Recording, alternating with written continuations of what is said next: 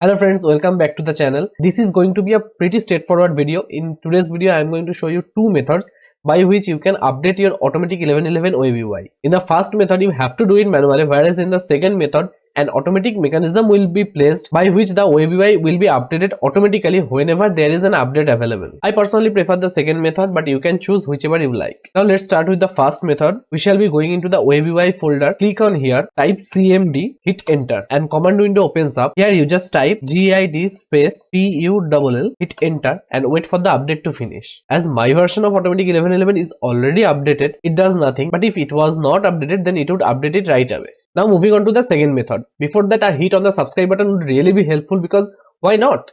Let's navigate to this web UI user.bat file, right click on it, click on edit. It opens up in a text format. Here in between these two lines, you type git space pull, git pull, and save it. Now whenever you run automatic 1111, it checks the GitHub repository to see if there are any update available. If there is one, then it updates the web UI. If not, then it starts the web UI right away. Keep following for such tips and tricks, and if you want to get started with Stable Diffusion right away, then start with this playlist right here.